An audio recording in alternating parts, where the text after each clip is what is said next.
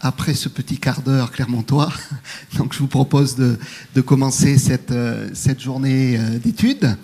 Donc tout le monde peut s'installer. Et puis, donc je vais, après avoir remercié bien sûr tous les organisateurs, évidemment le Graal, mais je vais donner la parole à Madame Leric, et puis en n'oubliant pas, évidemment, en visioconférence, Monsieur Fialer, qui, pour des raisons personnelles, n'a pas pu se joindre à nous, mais on l'écoutera dans quelques instants. Donc je voudrais donner la parole tout d'abord à notre président du groupement d'intérêt public IADT, donc à Jean-Pierre Brenas, pour quelques mots de bienvenue.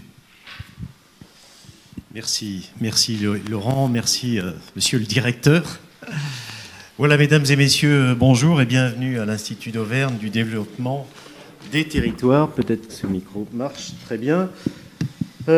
Pour un colloque intitulé « L'ingénierie territoriale face aux défis du développement économique dans les ruralités ». Alors, je suis personnellement très heureux de vous accueillir ici en tant que président du GIP IADT, mais également en tant que conseiller régional Auvergne-Rhône-Alpes. Alors, je dois remercier tout d'abord ceux qui ont permis que ce colloque voit le jour, en particulier le groupement de recherche sur l'administration locale en Europe, le Graal. Je laisserai la parole tout à l'heure à son représentant. À l'équipe de l'IADT, avec à sa tête le professeur Laurent Riotor, qui conclura ce colloque. Je voudrais saluer également son secrétaire général, Pierre-Julien Canon, qui a fait des efforts de venir de Vichy, malgré les difficultés de transport, comme nous tous aujourd'hui. Merci, en voiture, c'est plus sûr. Et avec le soutien de l'UMR Territoire, que connaît bien notre directeur, avec le soutien de l'Université Clermont-Auvergne et celui de la Caisse des dépôts et des consignations. Alors je voudrais dire bravo tout d'abord, vous avez déjà réussi à mettre sur pied ce colloque qui est d'un niveau excellent, un niveau national, et ça, c'est déjà un succès. Remercier également les animateurs, les orateurs, et au premier rang desquels je voudrais saluer celui qui est à l'origine de l'IADT, René Souchon, ancien ministre et dernier président du Conseil régional Auvergne, record qui ne sera pas battu, évidemment. Saluer l'ensemble des professeurs d'université qui sont présents physiquement ou à distance, Monsieur Fialer. Saluer, je ne peux pas saluer tout le monde, mais bien sûr Claude Devès, qui lui aussi a beaucoup œuvré pour cette IADT, Sébastien Defix. Saluer les élus qui sont présents ou qui vont venir. J'ai vu François Descoeurs, maire d'Anglars de Salaire. Nous attendons aussi Dominique Adnaud, président du Grand Clermont. Et puis saluer l'ensemble des animateurs, et notamment Jean-Yves Vif, journaliste, ex-journaliste maintenant, qui connaît bien ce territoire, aussi bien dans les zones rurales que dans les zones urbaines. Et puis saluer l'ensemble des participants. Vous n'êtes pas très nombreux pour l'instant, mais ça va venir, hein. Il y a des difficultés de transport, on l'a dit. Chercheurs, enseignants, étudiants, élus, responsables administratifs, cadres territoriaux, organismes de formation. Vous représentez ou vous représenterez un public varié, mais portez une ambition unique, apporter des réponses aux défis du développement économique dans les ruralités. Ce genre de colloque est particulièrement utile et nécessaire. Il est utile car il réunit de grands spécialistes, et c'est grâce à cette intelligence collective, par ce travail commun, que vont naître des pistes de réflexion, des idées et des propositions au service d'une ingénierie capable d'accompagner et de soutenir l'activité économique, sociale et sociétale dans nos zones rurales. Ce colloque est nécessaire car il arrive au bon moment. À l'heure où le législateur a souhaité dresser une nouvelle carte des EPCI, où il a souhaité favoriser l'émergence de métropoles, 14 dans un premier temps, puis sous le lobbying d'un certain nombre, dont Clermont-Ferrand, 21 ont été labellisées, et que désormais seules celles-ci semblent trouver grâce aux yeux du gouvernement. À l'heure où différents schémas directeurs et dispositifs se mettent en place, PLUI, SRADET, schéma régional de développement économique, d'innovation et d'internationalisation, schéma régional d'enseignement supérieur, recherche, innovation. À l'heure où nos zones rurales souffrent de désertification, de départ d'agriculteurs qui ne peuvent plus vivre de leur travail, de la perte de services publics faisant là le nid à tous les discours populistes et radicaux. À l'heure où nos villes intermédiaires se cherchent tiraillées entre qualité de vie liée à leur taille et besoin de services modernes, la crainte pour la ruralité d'être tenue à l'écart du progrès économique est bien une réalité à laquelle il convient d'apporter des réponses. C'est le but de ce colloque. Une réflexion personnelle, si vous permettez, les métropoles, même si elles sont aujourd'hui incontournables, ne sont pas non plus la panacée. Nos concitoyens, d'ailleurs, ne les plébiscitent pas, les difficultés liées à l'hyperconcentration, le stress, la pollution, la congestion des transports fixent des limites à l'expansionnisme et suscitent des appétits et des envies de nature, de circuits courts alimentaires, de réduction de coûts de la vie, bref, de cadre de vie apaisé. Les résultats de ce colloque seront donc ô combien utiles. Ils alimenteront la réflexion des élus, ils permettront d'orienter les politiques publiques, ils bénéficieront au final à l'ensemble de nos concitoyens. Et c'est pour toutes ces raisons que ce colloque marquera une étape importante dans le développement économique de nos zones rurales. Bravo, merci de votre présence à l'IADT et excellent travail à vous tous. Je vous remercie.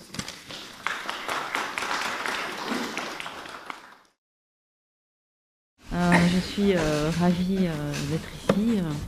Première fois pour moi à l'IADT. Je tiens en premier lieu à excuser Jacques Fialer qui n'a pu nous rejoindre aujourd'hui, mais qui a participé activement à la préparation de cette journée. Et nous aurons bien sûr l'occasion de pouvoir échanger avec lui, puisqu'il va être très prochainement, rapidement, parmi nous et avec nous dans le cadre d'une visioconférence. Je tiens également, au nom du Graal et de la convention qui l'unit à la Caisse des dépôts et consignations, à vous remercier. Convention qui concerne la question de l'ingénierie territoriale, qui nous préoccupe donc depuis un certain nombre de mois, voire d'années, et convention qui n'est pas définitivement achevée et qui ne s'achèvera pas avec cette journée, puisque un autre projet est déjà lancé. Il s'agit de celui d'un ouvrage qui vise à en fait essayer d'évaluer l'impact de la réforme territoriale sur l'ingénierie territoriale. Donc on a un certain nombre de collègues qui sont déjà mobilisés pour réfléchir et écrire un certain nombre de contributions sur cet impact de la réforme territoriale sur l'ingénierie. Vu la réforme territoriale à laquelle nous avons assisté depuis 2010, 2014 et 2015, sans compter évidemment les textes réglementaires, eh bien vous imaginez le travail qui est ainsi ouvert.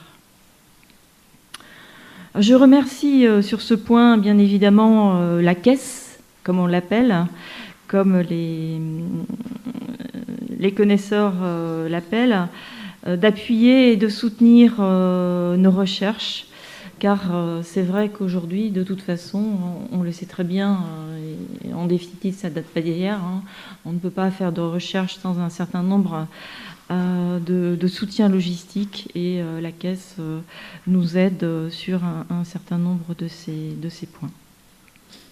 Enfin, je garde le meilleur pour la fin, et je remercie vivement nos hôtes, en particulier Laurent Riotor, artisan de cette journée, ainsi que l'IADT qui nous reçoit dans ses locaux et de manière tout à fait agréable.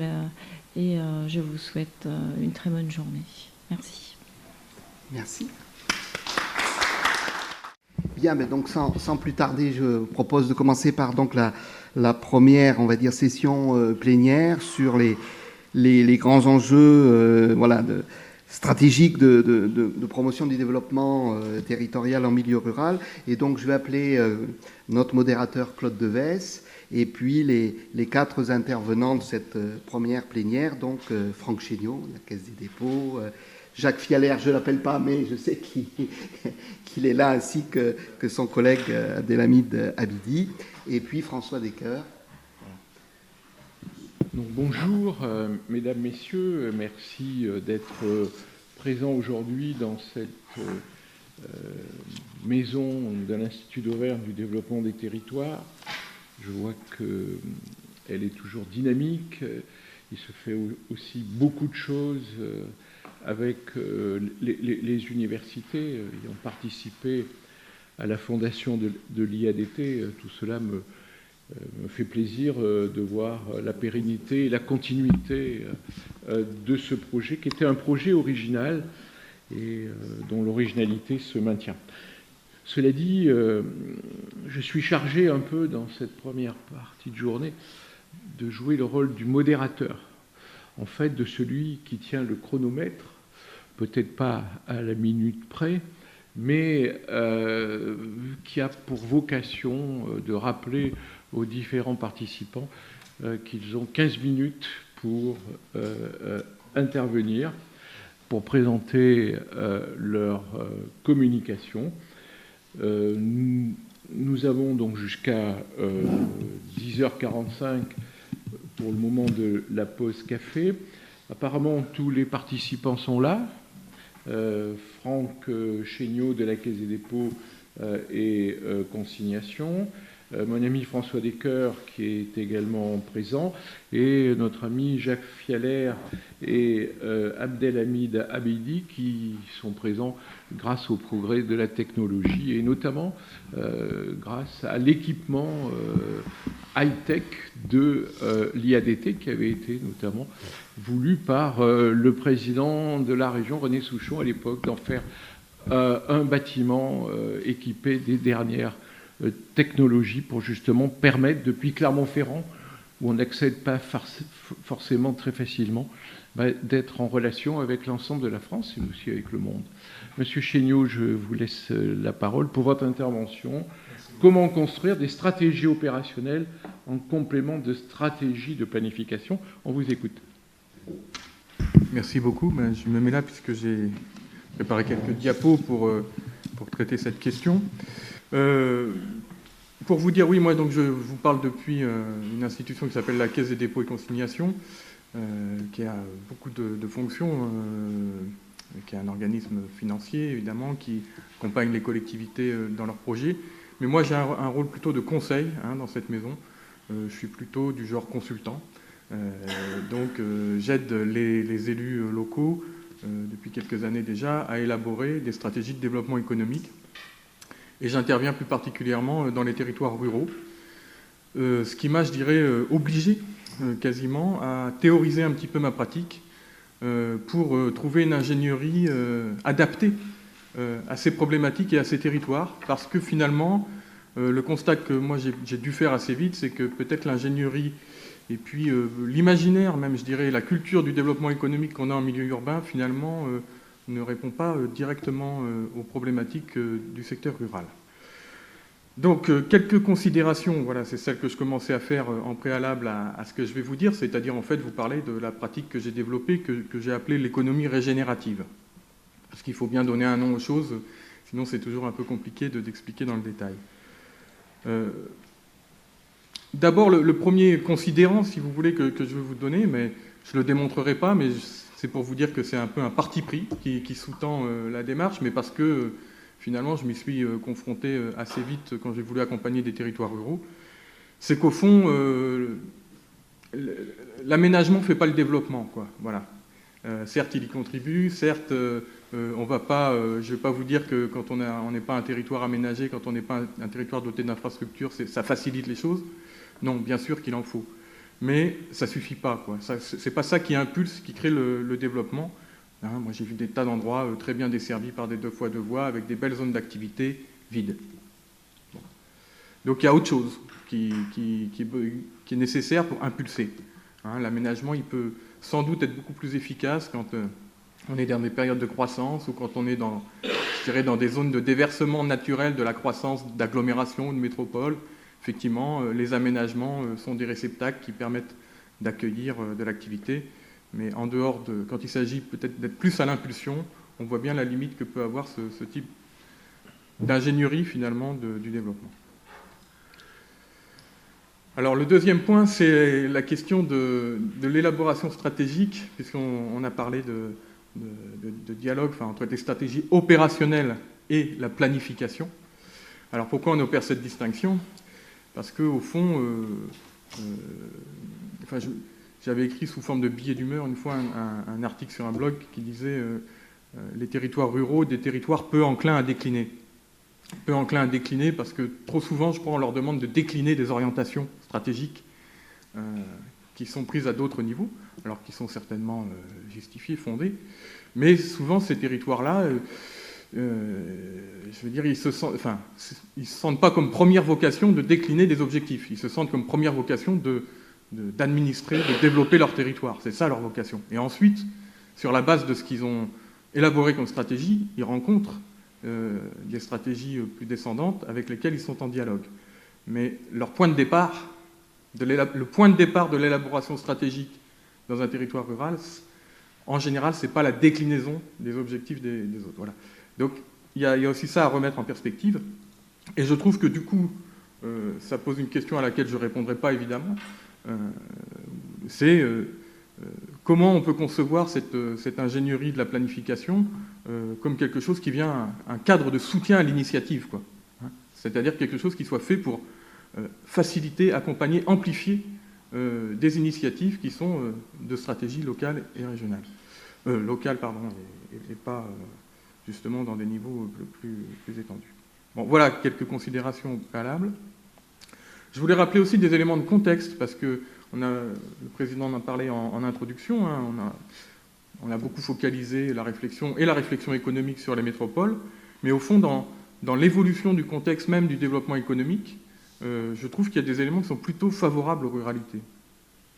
D'abord, et ça prolonge un peu mon propos, je trouve qu'on est de plus en plus dans un développement qui repose sur des notions d'écosystème, hein, en fait, d'écosystème d'acteurs, de relations, de dynamisme des milieux, plus que sur des notions d'infrastructure.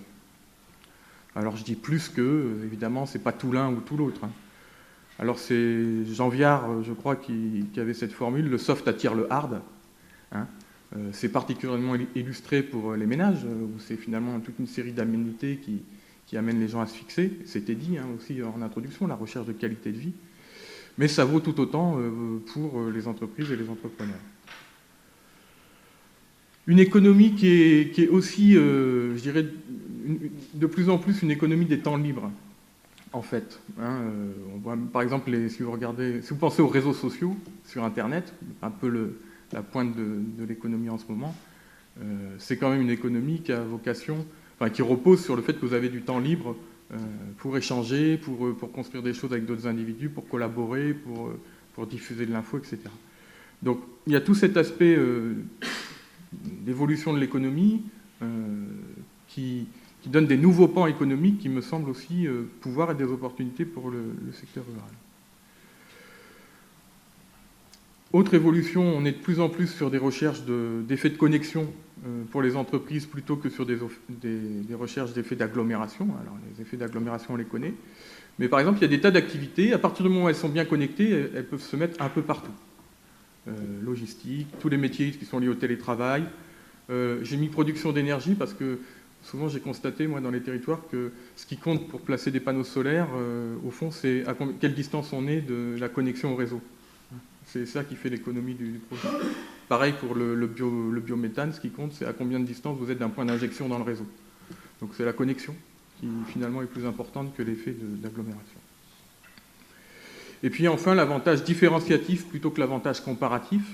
L'avantage comparatif, hein, c'est le même produit et puis la comparaison, notamment par les coûts, qui détermine l'avantage. L'avantage différenciatif, de plus en plus important, je pense, dans les modalités de consommation, c'est qu'est-ce qu'on peut proposer que les autres n'ont pas et qu'on peut proposer. Et que du coup, nous rend complètement différents. Alors, ça se matérialise très bien dans l'agroalimentaire, pour tout ce qui est les AOC, les AOP, tous les signes distinctifs de qualité. Mais on trouve ça aussi dans certaines industries manufacturières, et en particulier dans les artisanats d'art ou de luxe. Bon, voilà. Donc tout ça, pour moi, je le lis en tout cas comme des évolutions du contexte en matière de développement économique, qui, je crois, sont tout à fait favorables aux zones rurales, ou en tout cas redonnent, je crois, des marges de développement, des capacités de se saisir de ces enjeux-là dans les zones rurales, et font des opportunités de développement.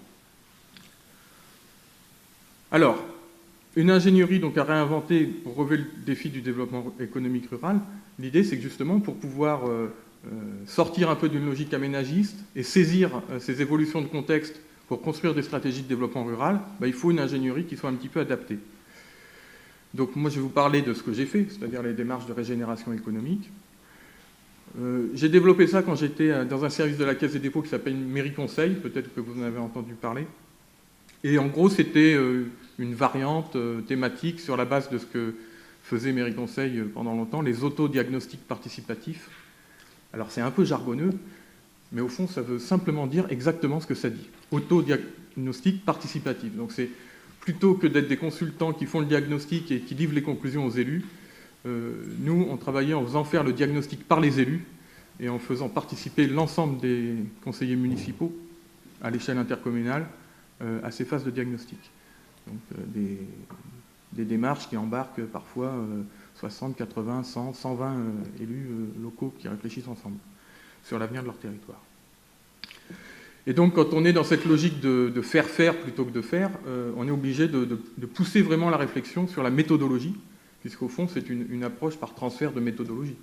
Vous arrivez pour faire travailler les gens, vous êtes obligé de leur expliquer comment, pourquoi, quelles sont les étapes, enfin, vous êtes obligé de donner le mode d'emploi finalement. C'est un do-it-yourself avant l'heure. Donc c'est une méthode de travail dont les territoires peuvent s'autosaisir. Quand je dis les territoires, moi je pense plutôt aux intercommunalités. C'est plutôt ça l'échelle. D'ailleurs, la compétence développement économique, enfin au sens aménagement économique pour le coup, c'est à cette échelle-là qu'elle a une réalité concrète. Alors pour vous résumer la méthode, l'idée c'est d'abord de travailler sur les caractéristiques du territoire. Il faut les repérer pour justement voir ce qu'il y a de différenciant, voir ce qui fait potentiel de développement. Et pour ça, il y a une phase qui est plutôt interne, c'est l'idée de travailler avec les élus sur le regard qu'ils ont sur leur territoire, mais il faut leur proposer une grille de lecture un peu renouvelée. Si on veut renouveler les regards, il faut renouveler les grilles de lecture. Donc on avait travaillé sur une grille de lecture qui fonctionne sur l'ouverture, transformation et différenciation. En gros, on leur posait 3 séries de questions avec des cartes pour leur demander qu'est-ce qui chez vous fait l'ouverture du territoire, qu'est-ce qui fait les transformations en cours et qu'est-ce qui fait la différenciation de votre territoire par rapport aux autres. Alors avec des petites batteries de questions pour les aider à s'orienter dans ces thématiques. Ensuite, une phase dans laquelle on fait intervenir les opérateurs du développement économique. Donc là, on va trouver tous les institutionnels finalement du développement, les chambres consulaires, mais aussi parfois d'autres opérateurs, parfois inattendus. Sur un territoire, on avait eu l'armée. Il y avait une base militaire, ça paraissait important d'avoir le point de vue de ces gens-là sur le développement du territoire. Voilà, bon, je ne m'étends pas trop sur les exemples, mais l'idée, c'est bien que... Alors, souvent aussi, dans ces opérateurs, on va avoir justement ceux qui sont porteurs de ces stratégies supra, de ces stratégies de planification, les pays, les représentants de la région, les PNR, les SCOT, hein, qui vont venir expliquer aussi aux élus comment le territoire est vu depuis l'extérieur et qu'est-ce qui est attendu de lui dans des stratégies plus larges à d'autres échelles.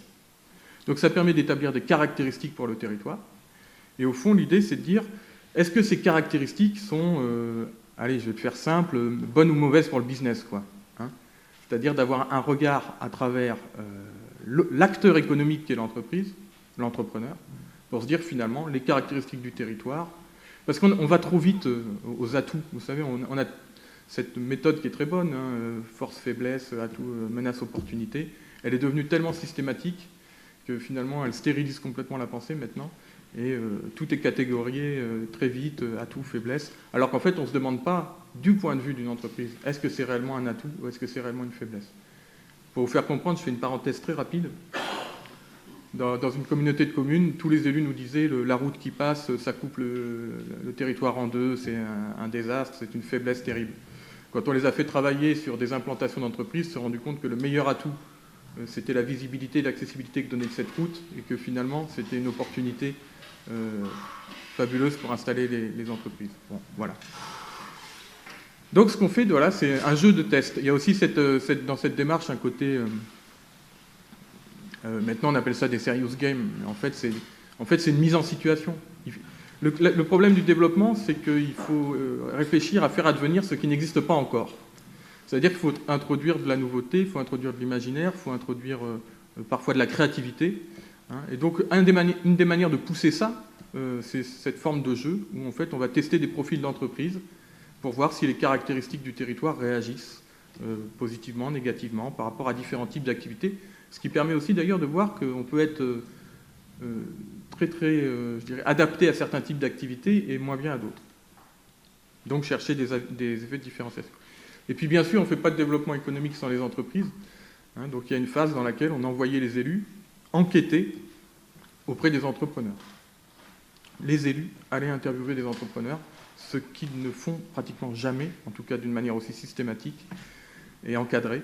Et je peux vous dire que ça produit des résultats fabuleux, puisque voilà, quand des échanges se font, des mondes se rencontrent, tout de suite les points de vue évoluent. Donc ça permet de révéler les opportunités, je dirais réelles, pas imaginer, mais vraiment confronter à des réalités économiques du territoire. Et puis ensuite, il n'y a plus qu'à, c'est pas une phase simple, mais c'est un peu une phase de synthèse en comité de pilotage, qui permet d'identifier voilà, les liens à faire, les vocations à faire émerger, et puis ce qu'on appelait les souches régénératives, mais c'est plutôt un aspect sur les thématiques. Et enfin, la dernière étape, c'est de communiquer, parce que c'est pas le tout d'avoir une stratégie, encore faut-il qu'elle soit lisible, visible, explicite, pour que les autres partenaires puissent se positionner par rapport à cette stratégie, puissent y contribuer, puissent s'en saisir. Et si elle reste dans le bureau, voilà, au sein du bureau entre président et vice-président, ça ne suffit pas pour que les partenaires puissent contribuer à cette stratégie. Donc il faut la communiquer. Et puis ensuite, c'est accompagné des dynamiques. Hein. Tout ça repose sur des mises en dynamique. C'est bien l'idée en fait de cette ingénierie-là, qui est une ingénierie de la mise en mouvement, de la mise en dynamique. Parce qu'au fond, les questions de développement économique, c'est ça. C'est d'abord et avant tout comment on met un système d'acteurs en mouvement, en dynamique. Alors, ce type de démarche a été déployé sur une trentaine de territoires, vous voyez, sur une période de 7-8 ans. Et en fait, on a eu des résultats un petit peu récurrents. Et puis, à l'usage, on s'est dit, tiens, finalement, il y a peut-être un modèle qui sort de tout ça, qui serait finalement le modèle de l'écosystème régénératif d'un territoire. L'écosystème qui permet de régénérer l'économie d'un territoire. Parce qu'au fond, les stratégies, les mesures, elles convergent vers un certain nombre d'éléments. Donc, on a mené une étude, là, tout récemment, qu'on a confiée à un cabinet indépendant, hein, pour aller tester un modèle auprès de 6 territoires, pour voir si finalement ça permettait de décrire une réalité ou est-ce que c'était quelque chose qui restait très théorique. Alors ce modèle d'écosystème, en fait, il a révélé finalement 3 catégories de fonctions qui sont interconnectées dans ce modèle. Alors, un mot quand même sur l'entrée par les fonctions. Moi, j'ai souvent entendu des élus venir nous chercher à Mairie Conseil dans la période où je menais ces démarches, en disant on ne comprend pas très bien, on a tous les outils. On a fait la pépinière, on a fait la zone d'activité, on a fait un fonds de prêt d'honneur, on a tous les outils. Et on a l'impression que ça ne prend pas complètement. Donc en fait, la conclusion de ça, c'est de dire, au fond, ce n'est pas tellement une question d'outils, c'est plus une question de fonction. C'est-à-dire que quelque part, peu importe quel est l'outil qui porte la fonction, la question c'est est-ce que la fonction est présente sur le territoire. Voilà.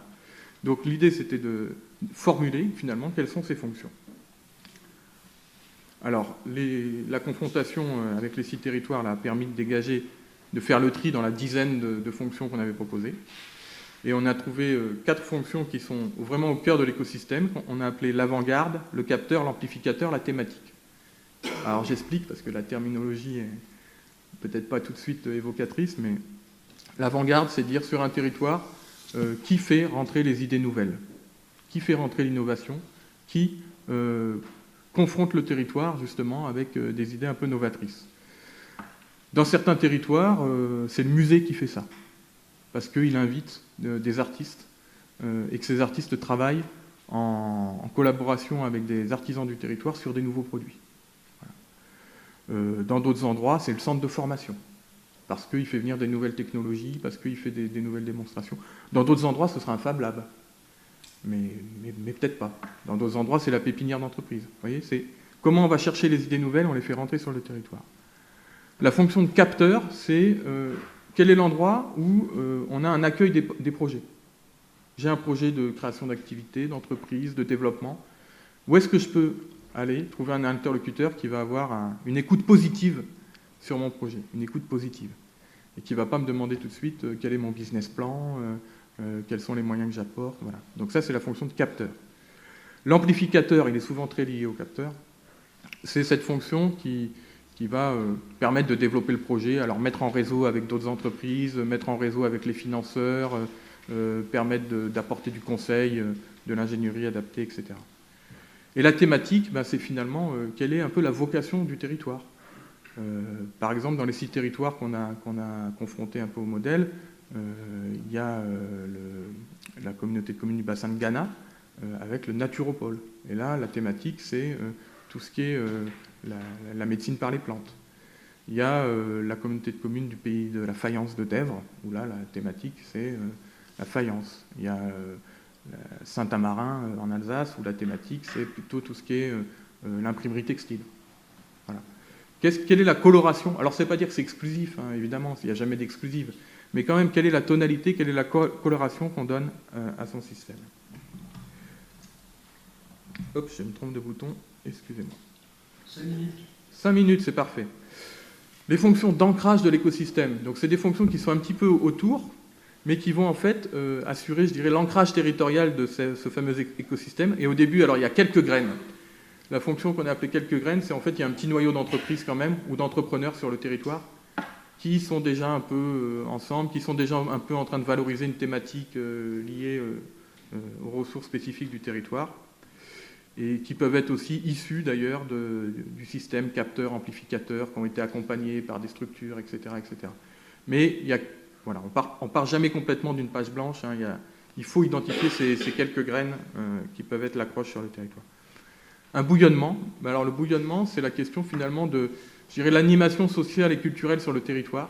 Est-ce qu'elle fait le lien avec la thématique, avec les entreprises? Et des fois, c'est surprenant. Moi, je me souviens, j'ai vu dans un territoire les établissements peureux, qui sont, je ne sais pas si vous connaissez, c'est le Kirsch.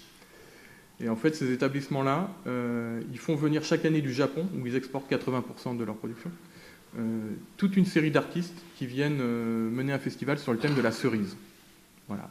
Et il y a toute une action culturelle qui est menée avec les écoles, avec les centres sociaux, autour de cette créativité artistique. Ça entretient une sorte de bouillonnement sur le territoire autour de la thématique, sans qu'il y ait de lien direct, évidemment. Une mise en récit, ça c'est comment finalement les pouvoirs publics locaux racontent cette histoire de développement sur le territoire, ce positionnement, et puis voire même le valorisent dans des politiques touristiques ou dans des politiques culturelles. Est-ce qu'on est capable de faire ce lien entre une vocation économique d'un territoire, un travail avec les acteurs et une valorisation touristique dans les paysages aussi? Quand vous êtes à le territoire de production de la cerise, ça se voit dans les paysages. Voilà, toutes les activités humaines marquent les paysages, donc il y a des liens patrimoniaux finalement qui peuvent être valorisés sous différents aspects, y compris touristiques, et qui en fait renforcent le positionnement du territoire dans son champ économique. Est-ce qu'on est capable de mettre en récit tout ça au niveau des pouvoirs publics? Justement pour jouer au maximum les synergies, parce que c'est ça le maître mot en fait, hein. C'est toujours optimiser, faire en sorte que chaque élément entraîne un maximum d'effets sur les autres. Et une locomotive, parfois il y a un événementiel, un festival sportif, culturel, économique, un salon qui vient un peu couronner le tout et donner de la visibilité à l'ensemble des systèmes. Alors ce que l'étude a révélé, c'est que moi je l'avais un peu omis au départ, c'est quand même des fonctions d'activation de l'écosystème, à savoir l'animation de cet écosystème. Ça ne vit jamais tout seul. Il y a toujours quelque part quelqu'un qui doit porter la fonction d'animation, Animation, ça veut dire mettre en lien les uns avec les autres, construire des programmes d'action, faire savoir, etc., etc. Et puis la mise en réseau, puisque finalement, c'est aussi à travers les liens qui se tissent entre le territoire et l'extérieur et des réseaux que les choses arrivent à s'inscrire dans la durée. Voilà, alors en termes de modélisation graphique, si vous êtes plus visuel, ça donne ça. Et en fait, on l'a spatialisé comme ça en fonction de la proximité des fonctions les unes avec les autres, hein, en ayant mesuré, à travers 6 territoires. Hein. Donc ça a aussi toute la limite de l'approche très très empirique. Voilà, en tout cas, on sait que les fonctions qui ont été les plus proches les unes des autres sont celles-là.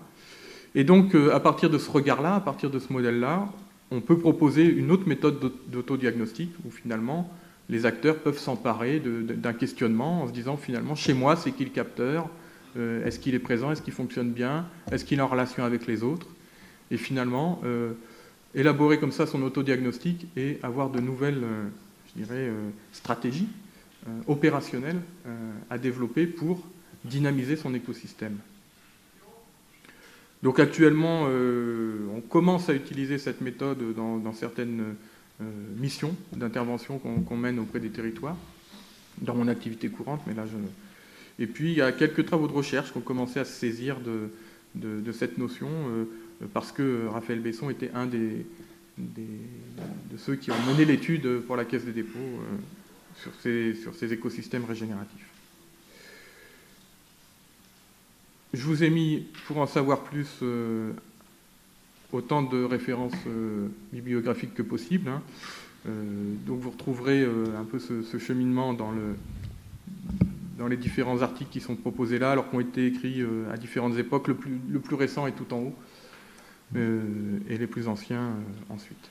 Merci, Monsieur Chéniaud. J'espère n'avoir pas trop débordé. C'est toujours un exercice difficile de commencer un colloque. Vous avez essayé de théoriser l'ingénierie du territoire, plutôt de donner une méthodologie. Nous allons voir maintenant comment passer un peu de la théorie à la pratique à travers 2 expériences qui résultent de la loi NOTRe, qui sont les documents prospectifs et le SDRI, le schéma régional d'économie, d'innovation et d'internationalisation, et le SRADET, le schéma régional d'aménagement du territoire et de développement durable. Pour ça, je vais laisser la parole à nos amis nantais, car s'ils ne viennent pas à Clermont, nous sommes capables d'aller les chercher chez eux là-bas. C'est le pays nantais, à l'université de Nantes. Monsieur Fialaire, c'est à vous de commencer. Vous connaissez la règle, 15 d'heure, 20 minutes.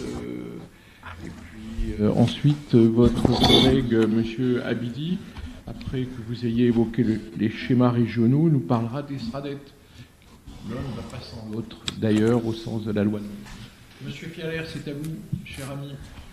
Merci, cher Claude. Merci aux organisateurs pour avoir monté cette belle journée d'études qui nous rassemble, même si en ce qui me concerne et en ce qui concerne mon collègue Abdelhamid Abidi, c'est à distance.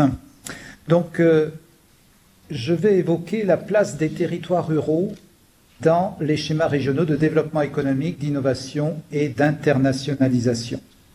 Si vous pouvez basculer sur la diapo numéro 2. Voilà. Quelques mots donc en guise d'introduction. On le sait, il y a une certaine mode qui s'est bien installée, c'est celle des schémas. Des schémas qui énoncent des orientations à vocation, tantôt générales, tantôt spécialisées, et qui sont décidées notamment par les collectivités territoriales dans un certain nombre de domaines. La loi NOTRe du 7 août 2015 est venue simplifier et rationaliser un paysage qui était assez encombré au fil du temps par un empilement de cartes et de schémas divers. Elle a fusionné les instruments existants en 2 schémas régionaux destinés à guider l'action publique locale dans 2 grands domaines. L'aménagement du territoire orienté par des objectifs de développement durable, c'est ce dont nous entretiendra mon collègue et ami Abdelhamid Abidi, près de moi, et le développement économique. Pour ma part, donc, je m'intéresserai à l'un d'entre eux, le SRDE2I, pour parler en termes de sigles, et aux manières selon lesquelles il appréhende donc les territoires ruraux. D'emblée, on conçoit que cette acclimatation ne va pas de soi, tant ces schémas sont d'abord conçus pour saisir des défis globaux.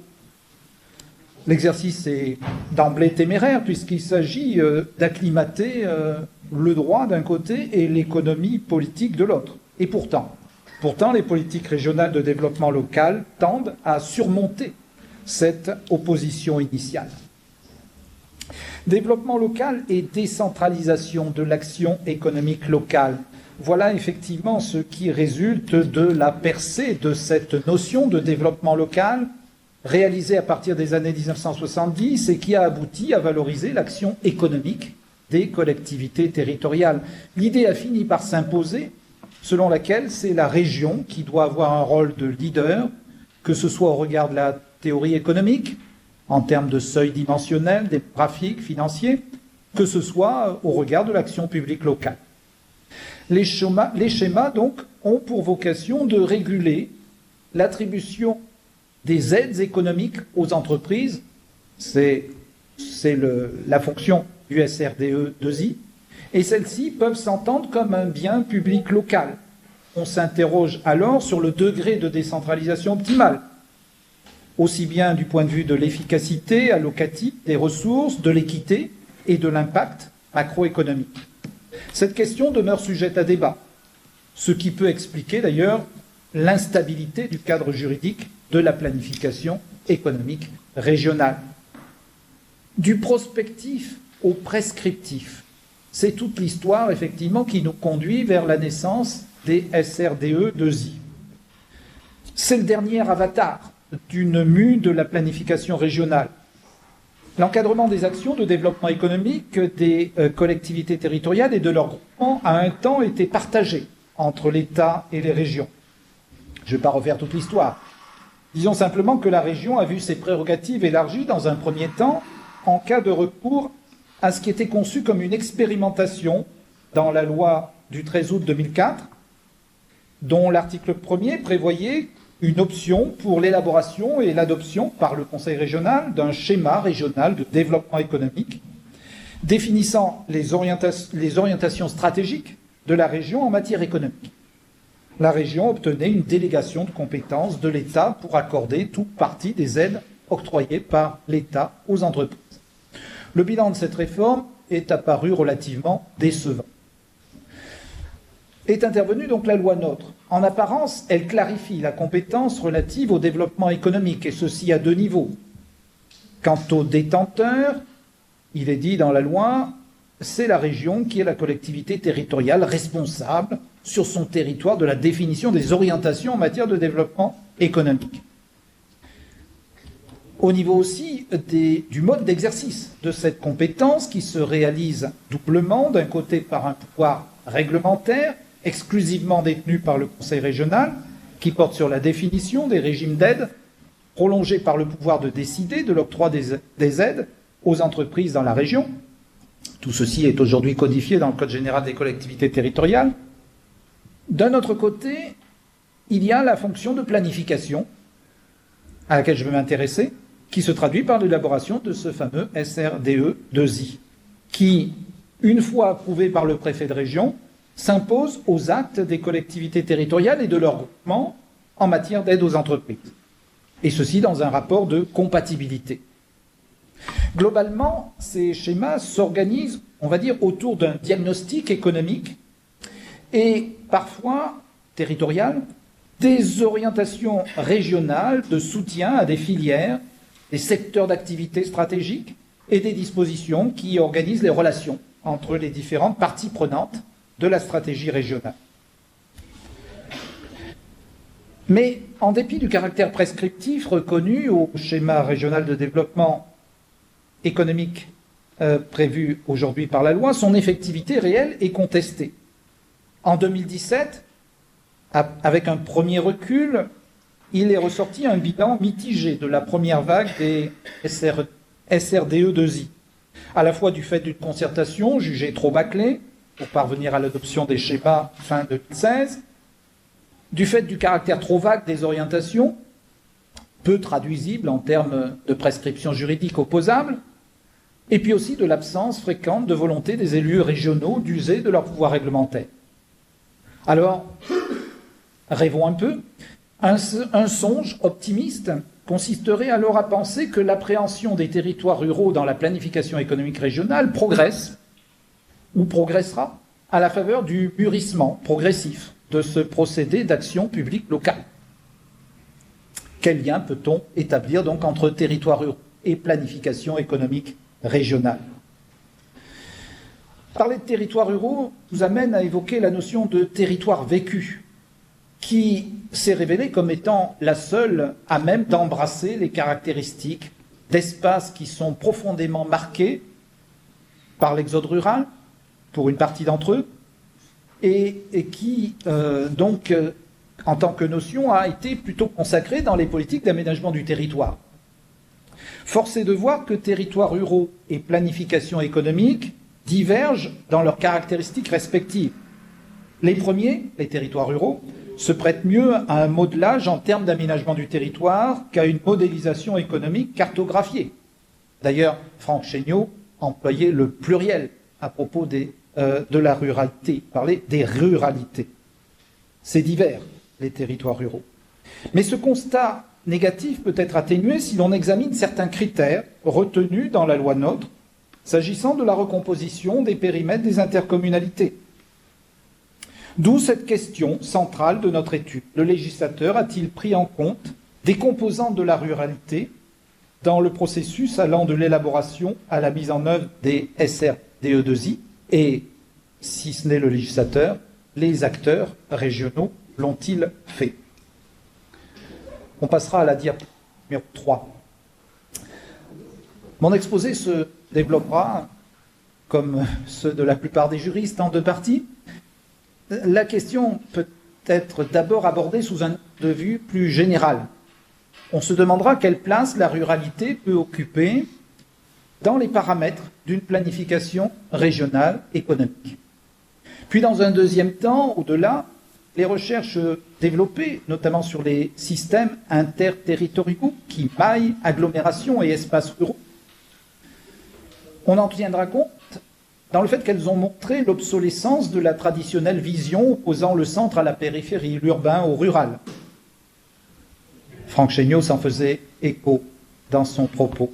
On en déduira qu'un instrument de planification spécifique aux zones rurales serait superflu. Comment, dès lors, tirer parti des voies et des moyens offerts par le procédé du SRDE2I pour promouvoir des politiques de développement local adaptées aux espaces ruraux? On passera à la diapo 4. Premier temps donc de cet exposé, ruralité et planification économique régionale, une ignorance originelle qui me semble dépassable. Je suis un optimiste, vous l'aurez compris. Le constat initial, ce sont des territoires ruraux qui ont un caractère périphérique, qui peuvent se sentir délaissés. Il y a une observation qui s'impose quant à l'esprit de la réforme territoriale qui a été déclinée entre 2014 et 2015. Elle semble s'appuyer sur l'idée que la France est avant tout un pays urbain. L'avenir de l'Hexagone se dessine ainsi autour de ces zones les plus peuplées, les plus denses, les métropoles en tout premier lieu, appelées à jouer un rôle structurant en organisant et en aménageant leurs hinterlands. Cette logique semble avoir imprégné quelque part le cadre posé dans la loi. Je rejoins effectivement l'analyse de Claude Dezès sur ce plan. Alors comment confronter cela au défi du développement économique des territoires ruraux? Il me semble que la prise en compte de la ruralité dans ces schémas régionaux, elle suppose d'abord une capacité à intégrer plusieurs variables essentielles caractérisant ces territoires. D'abord, il y a cette existence de territoires vécus qui ont des contours Ils peuvent être très variés, selon que les points d'ancrage apportent davantage à des identités culturelles, sociales ou autres. Deuxième caractéristique, une palette possible de vecteurs de développement économique doivent être pris en compte. Cela va du développement des circuits de proximité jusqu'à l'essor d'énergies renouvelables à partir de la biomasse, dont la disponibilité dépend des ressources locales. Troisième point d'ancrage, une attention à porter au risque de dévitalisation des centres-bourgs, conséquence soit d'une désertification, soit du déplacement des pôles d'activité le long des voies de communication. Ceci rend nécessaire une action conjuguée sur l'offre commerciale et sur le foncier.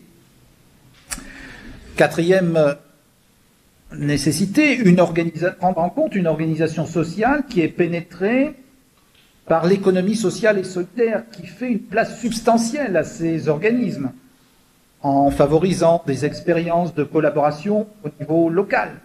Cela va de l'épargne de proximité jusqu'au lever de financement commun, au funding, comme disent nos amis anglo-américains. On peut passer à la diapo 5, s'il vous plaît. Et donc, pour saisir efficacement ces enjeux, on pourrait attendre de la planification économique régionale que les réponses globales suivantes soient apportées. Déployer des objectifs stratégiques mettant en avant les atouts économiques des espaces ruraux, s'ouvrir à des approches interrégionales qui traitent spécifiquement certains espaces à dominante rurale, comme le Massif central, et prendre en compte les programmes de revitalisation des zones rurales déclinés à des échelles différenciées en raison de la place occupée par leurs promoteurs et les opérateurs. Force est de reconnaître que ces priorités ne semblent transparaître qu'assez partiellement dans les SRDE 2I qui ont été adoptés. Ainsi, pour le SRDE 2I Auvergne-Rhône-Alpes, décliné sur la période 2017-2021, est mis en avant la première place occupée par celle-ci, par la région en termes d'industrialisation, tout en saluant la position de l'économie régionale des filières agriculture et tourisme. Bon, ça reste assez modeste. Passons, si vous voulez bien, à la diapo 6. Deuxième temps, dans cette exposé, j'ai encore... Le temps court à Clermont comme à Nantes, c'est le même, donc oui. je te demande de faire en court. 5 minutes, je dois pouvoir finir. Déborder. Ça va? Merci. Hein. Oui. Oui. Merci Claude. Alors, l'évaluation de l'adaptabilité des schémas aux territoires ruraux. Il y a des réponses partielles qui sont apportées et donc le degré de cette adaptabilité me semble pouvoir se mesurer au regard de deux types de critères. Critères organiques, par lesquels je vais commencer, et critères matériels. Des critères organiques de mesure de l'adaptabilité. Sur le plan du processus d'élaboration, les intérêts des territoires ruraux peuvent être portés au cours de la phase de concertation dans le cadre de la conférence territoriale de l'action publique, ça c'est dans la loi, en tant que celle-ci inclut les chambres consulaires et les chambres régionales de l'économie sociale. Au stade de l'élaboration du schéma, chaque région peut approfondir cette concertation en cours de déclinaison. C'est ainsi qu'en Auvergne-Rhône-Alpes a été prévue la tenue périodique de conférences économiques territoriales.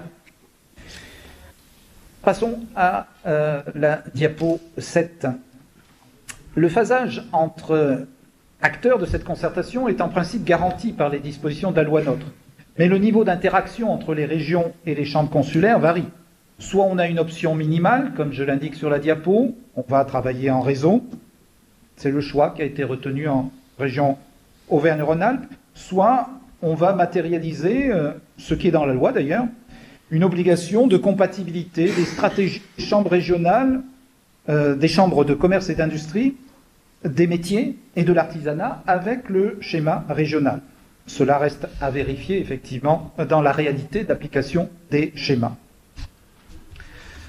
Plus hypothétique apparaît le pouvoir d'approbation détenu par le préfet de région, qui pourrait être un garde-fou. On sait que cela a été reconnu comme valide, ce pouvoir d'approbation au regard du principe de libre administration des collectivités territoriales. En théorie, le représentant de l'État peut, par ce pouvoir, être amené à veiller à la prise en compte des enjeux du développement des espaces ruraux de sa circonscription, au nom de la préservation des intérêts nationaux. Cela reste à confirmer dans la pratique. A-t-on des préfets défenseurs de la ruralité en Auvergne? Peut-être qu'on aura quelques éclairages dans la journée. À côté de ces critères organiques, planche diapo suivante, les critères matériels de mesure de l'adaptabilité, par lesquels je terminerai. Alors sur le plan matériel, le degré d'adaptabilité peut résulter du parti tiré à la fois du ressort large de ces documents de planification. On va y trouver beaucoup de choses là-dedans, y compris les orientations en matière d'immobilier d'entreprise, et puis le secteur de l'économie sociale, qui n'est plus réduit à un schéma spécifique. Possibilité aussi de couvrir des domaines optionnels. Activités agricoles, artisanales, industrielles, pastorales, forestières, ce que Claude devait signaler dans une de ses contributions. Et puis aussi la faculté ouverte par la loi d'intégrer le SRDE, ESI, au SRADET, avec l'exposé qui va suivre. Diapo 9, si vous voulez bien. Voilà, vous trouverez ici, ramassé dans un tableau, la grille d'analyse sur laquelle je me suis appuyé pour envisager donc l'impact des schémas régionaux de développement économique sur le développement des territoires ruraux. Donc il y a effectivement des critères qui renvoient plutôt à l'aspect organique et d'autres effectivement qui renvoient plutôt à une analyse sur le plan matériel. Je n'ai pas le temps effectivement de développer tout cela. Quelques mots de conclusion, ce sera la dernière diapo. On pourra revenir sur la précédente après, si besoin. Deux choses en guise de conclusion. D'abord, au-delà du caractère sectoriel de leur prise en compte, l'impact des schémas régionaux de développement économique sur les territoires ruraux s'apprécie finalement avec une certaine parcimonie. Il reste que, d'une certaine manière, le faible encadrement de ce procédé par la loi pourrait s'avérer une chance à exploiter pour approfondir la prise en compte des enjeux de la ruralité dans la pratique. Il y aurait, à mon sens, deux voies de recherche complémentaires qui pourraient être fructueuses à l'avenir. D'une part, il s'agirait d'évaluer les soutiens apportés aux économies rurales dans l'exécution de ces schémas régionaux, suivant un rapport de subsidiarité du niveau régional par rapport au niveau intercommunal. Et puis, sur un second plan, mesurer les capacités de ces intercommunalités à exercer leurs compétences de développement économique au vu d'une grille d'indicateurs qui serait appropriée. La parole alors passerait du juriste aux économistes. Je vous remercie de votre attention. À vous, Monsieur Abidi. Merci, Monsieur Deves, chers collègues. Permettez-moi de remercier tout d'abord les organisateurs de cette journée d'études. Et je remercie aussi mon collègue Jacques Fieller qui m'a impliqué dans un train qui est en marche déjà. Et à Florence Luric qui est parmi vous clairement aussi avec laquelle je collabore, je vais participer dans l'ouvrage qu'elle va co-diriger avec professeur Pissalou. Alors, je m'intéresse justement dans cette communication au processus d'élaboration des SRADET. Je vais baisser un peu le son pour moi ici. Alors, je suis sociologue et j'ai travaillé par le passé avec le Graal dans le cadre d'autres études sur les collectivités, sur les transports notamment, sur le tourisme rural. Aujourd'hui, donc, je m'intéresse à ce schéma en menant une enquête qui s'inscrit dans le projet financé par la Caisse des dépôts et des consignations. L'enquête porte sur ce processus et concerne toutes les régions en France par un questionnaire ou plutôt un entretien semi-directif qui aborde les différents aspects de ce processus, dont notamment l'étape à laquelle sont arrivées aujourd'hui les régions en matière d'élaboration de ce schéma, mais aussi dans leurs rapports respectifs avec les collectivités, les agglomérations, notamment urbaines, et avec les intercommunalités, et l'impact de ça sur le fonctionnement de cette machine, de l'ingénierie territoriale. Donc, mon plan, passez s'il vous plaît à la diapo suivante. Mon plan, c'est en 6 points, pas aussi compliqué que ça. Le SRADET ce processus est un processus ou une finalité en soi. Le processus d'élaboration, les espaces ruraux dans la machine de l'élaboration. Je m'intéresse donc plutôt aux espaces ruraux dans cette communication. Par contre, les principales conclusions seront beaucoup plus larges et détaillées dans le chapitre d'ouvrage de Florence Leric. Le point des enjeux et des priorités concernant les espaces ruraux dans ce processus d'élaboration, et enfin quelques leçons à tirer et les interrogations que je vais soulever. Diapo suivante, s'il vous plaît. Donc, le SRADET, d'après donc la loi NOTRe, c'est une vision transversale des enjeux d'aujourd'hui et de demain pour les territoires. Bien évidemment, comme vous le connaissez, ça vise essentiellement l'équilibre et l'égalité des territoires en termes de gestion économe de l'espace, mais aussi des moyens, qui tente aussi à désenclaver les territoires ruraux, leur donner un peu plus de place et de connexion avec les autres espaces, notamment l'espace urbain, bien évidemment, mais aussi dans les interconnexions avec l'économie, de manière générale.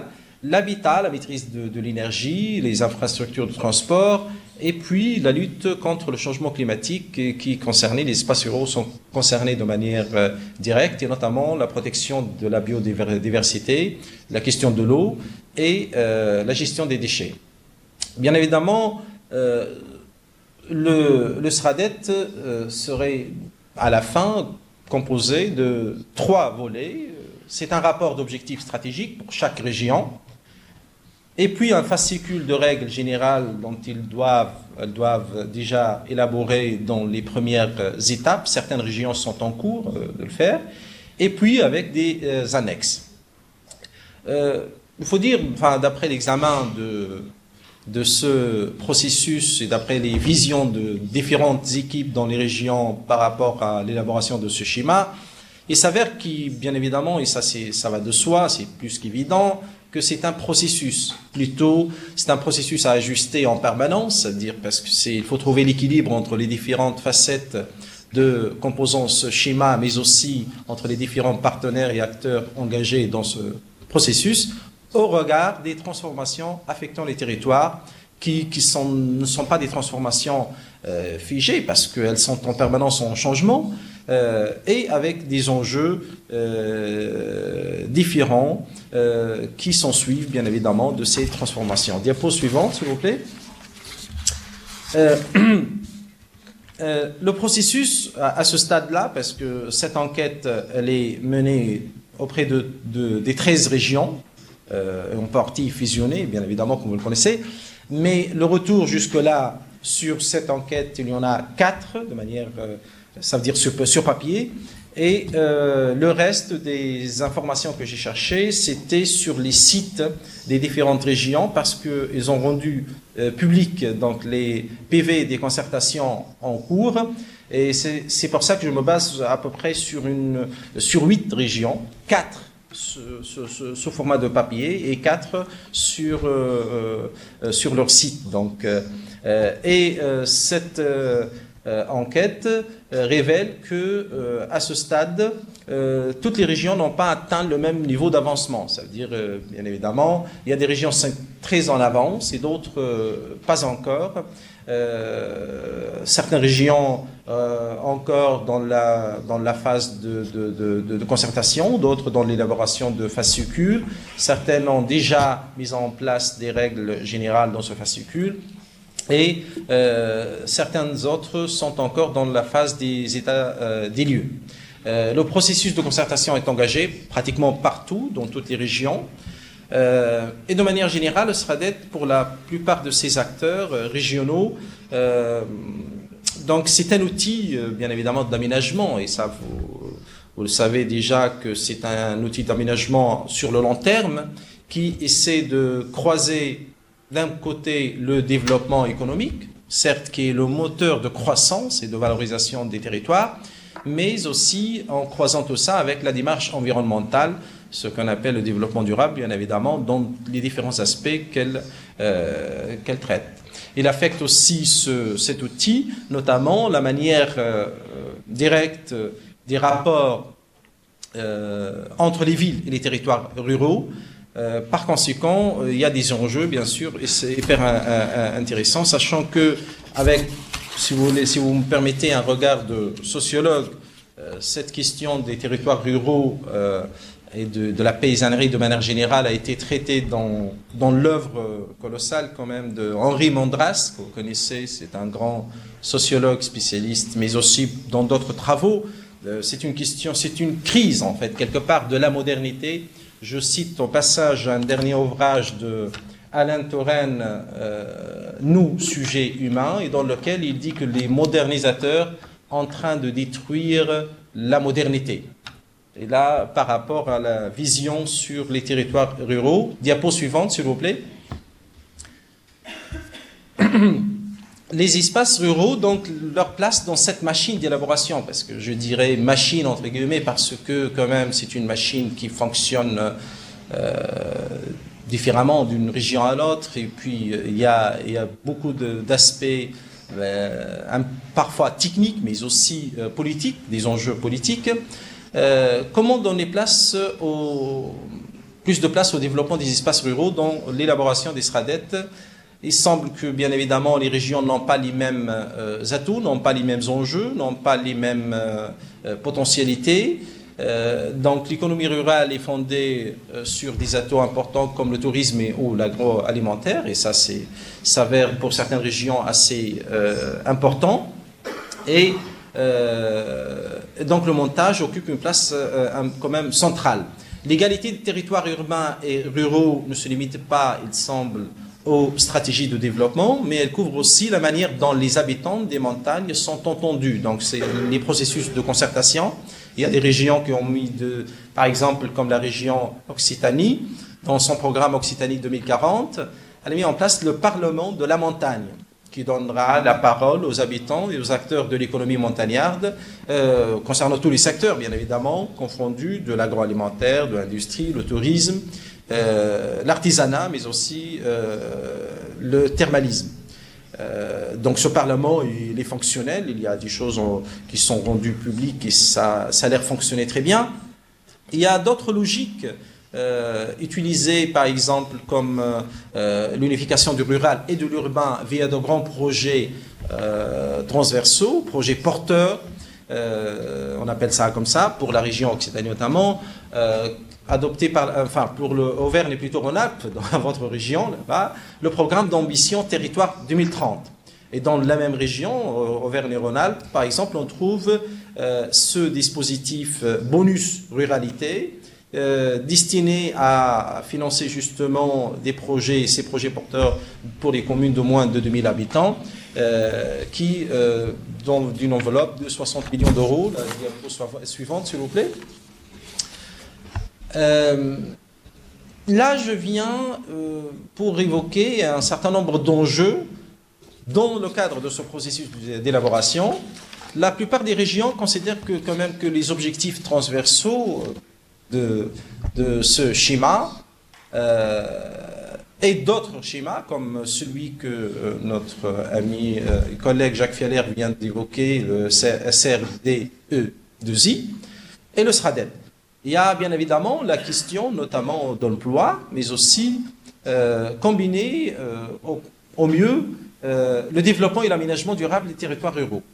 Les principes, par exemple, les principaux enjeux pour les espaces ruraux dans ce croisement des différents schémas, c'est que il faut que ces territoires soient plus attractifs, le plus possible, de manière à attirer de nouvelles populations, notamment, ce qui n'est pas le cas malheureusement, sont désertés jusque-là, les chiffres le montrent, mais en particulier des jeunes populations, pas toute population, mais des jeunes, sachant que, en observant ce qui se passe, plutôt, je connais pas mal de retraités, Jacques serait retraité dans un moment et probablement il va s'installer dans une commune rurale.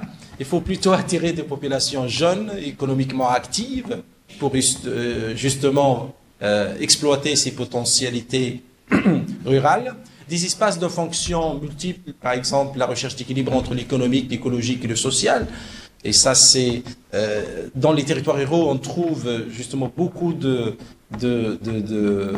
possibilités de trouver cet équilibre-là, parce que la ville, malheureusement, elle est dans le déséquilibre total en matière d'environnemental, notamment par rapport au transport. Le désenclavement des montagnes aussi par des solutions innovantes, ça veut dire qu'il faut libérer plutôt les potentialités économiques génératrices d'emplois par rapport au tourisme rural, mais aussi par rapport aux espaces naturels, et aussi par les relations et synergies qui existent entre les territoires ruraux et avec d'autres centres urbains, notamment les métropoles limitrophes. Diapo suivante, s'il vous plaît. Après les enjeux, je traite plutôt les priorités d'après le processus à l'œuvre. C'est que ce sont au nombre de 4. La redynamisation de l'économie montagnarde, ça c'est une priorité. Il semble que la majorité des régions qui ont rendu public leurs travaux semblent prioritaires, notamment le déménagement des territoires ruraux. Le désenclavement, c'est la deuxième priorité, des territoires par la réciprocité, interterritoire et l'innovation des services de la santé, notamment. Il y a un problème. Vous connaissez la question des médecins, notamment, dans les communes rurales. La mobilité, le transport, il y a un problème aujourd'hui en termes de coût par rapport à l'utilisation de ces moyens disponibles, il faut renforcer. Et c'est pour ça que dans certaines régions, les projets porteurs, c'est de interlier les centres urbains avec les communes rurales par des lignes de transport, notamment les lignes TGV, la formation et le numérique. Et puis la troisième priorité, c'est le renforcement de la vitalité des centres-bourgs par la maîtrise, notamment de l'étalement et l'accessibilité aux services et équipements de façon à maintenir plus la proximité avec les centres urbains. Il faut qu'il y ait quand même en permanence cette mobilité dans le sens social du terme, pas dans le sens spatial seulement. La valorisation de l'environnement naturel, ça veut dire là, on parle notamment territoires de montagne, se par la création de nouvelles activités saisonnières autour des atouts du territoire, autour de l'eau, des parcs, du tourisme, du patrimoine notamment. Il y a beaucoup d'atouts en rapport avec cet aspect-là patrimonial. Littoral aussi, du littoral, mais aussi même du petit. Il y a d'éléments intéressants à exploiter dans ce sens pour créer des activités saisonnières. Diapo suivante, s'il vous plaît. S'il vous plaît, Monsieur Abidi, il vous reste peu de temps parce que nous avons encore une intervention après la. C'est bon, là, j'arrive à la fin.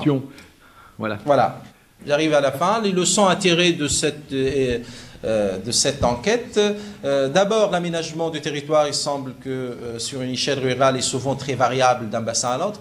Tous les territoires ruraux n'ont pas la même valeur, ils n'ont pas les mêmes atouts. Aménager les territoires dans le sens égalité, ça, c'est pas une compétence cloisonnée, plutôt dont elle est partagée, plutôt, et elle engage plusieurs acteurs sur différents niveaux régionaux et infrarégionaux. Ces deux points soulèvent quelques questions, comme par exemple les questions comment peut-on marier les enjeux économiques et les enjeux de développement durable. Dans un deuxième temps, comment agencer les priorités transversales de la région et celles des intercommunalités partenaires de ce processus, le SRADET, même si la région, quand même, selon la loi NOTRe, elle est chef de file. Et enfin, l'interrogation sur comment favoriser la solidarité et l'égalité des territoires à la lumière quand même d'une économie en concurrence en permanence. Dernière diapo, la conclusion, voilà, je dirais que ce processus il est toujours en cours et vous allez trouver plus d'éléments dans ma contribution dans l'ouvrage que Florence Théric et Jean-Louis Pissalo coordonnent. Merci beaucoup pour votre attention. Avant de donner la parole à François Descoeurs, j'aimerais vous poser une question et que vous y répondiez rapidement. Je serai peut-être un peu plus direct que vous. Est-ce que ces deux schémas aujourd'hui qui datent de 2015 apportent beaucoup à la politique, aux politiques régionales? On a le sentiment de documents ambitieux qui ont voulu un peu enchasser l'action des politiques publiques dans un cadre juridique. On pourra peut-être tout à l'heure en parler avec le rapport de compatibilité. Moi, je me pose la question, est-ce que ces documents apportent véritablement quelque chose ou ne sont-ils pas finalement qu'une clause de style sans véritable efficacité politique? Je pense que le SRADET Auvergne-Rhône-Alpes n'est pas prêt. Il ne sera prêt qu'en 2019. Et le schéma régional de développement économique et d'internationalisation, il a été adopté l'année dernière. Qu'est-ce que vous en pensez? Est-ce que clause de style ou véritablement un plus dans les politiques publiques régionales? Je vous pose la question à vous deux. Jacques Fialer. Oui. J'évoquerai ici très, très rapidement un entretien que nous avions eu, Abdelhamid Abidi et moi-même, avec le vice-président de la région Pays de la Loire, en charge effectivement de l'élaboration du SRADET. Et il nous a expliqué effectivement que la région et les élus régionaux étaient rétifs à l'idée effectivement d'obliger en quelque sorte les intercommunalités en particulier à appliquer un certain nombre de prescriptions prévues dans le projet de SRADET.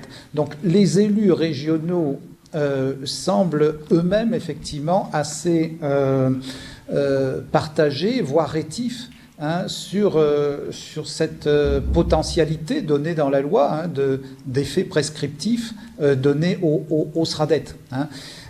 Donc déjà, on sent que l'intention n'est pas tout à fait présente pour appliquer cette orientation législative. Alors après ça, il y a effectivement ce que j'ai évoqué en ce qui concerne les SR2I, puisqu'on a un petit peu plus de recul. Déjà en 2017, il y a un article qui s'est ouvert là-dessus, paru dans Pouvoirs locaux, qui dit qu'effectivement l'effet prescriptif, il ne sera pas atteint. Ce sera plutôt la clause de style, comme dit Claude, parce qu'effectivement, il n'y a pas suffisamment d'éléments précis dans ces schémas régionaux sur lesquels, effectivement, la prescriptivité, même sous forme de compatibilité, d'obligation de compatibilité, pourra Alors oui, ce rapport suivre. de compatibilité, on va en parler avec François Descoeurs. Ce rapport de compatibilité, on va en parler avec François Descoeurs, qui va nous parler des PLUI. Si je lis bien le SRADET, où il est indiqué que les documents locaux d'urbanisme doivent être compatibles avec le SRADET, c'est-à-dire qu'on enferme l'élaboration des documents locaux, qui sont quand même un élément essentiel des politiques locales, dans un rapport de compatibilité dont on ne sait pas bien de quoi il est fait, avec un schéma régional d'aménagement, de développement durable, qui aujourd'hui, pour la région Auvergne, n'existe pas. Donc il y a peut-être tout intérêt à élaborer le plus rapidement possible les PLUI. Je te laisse la parole, François.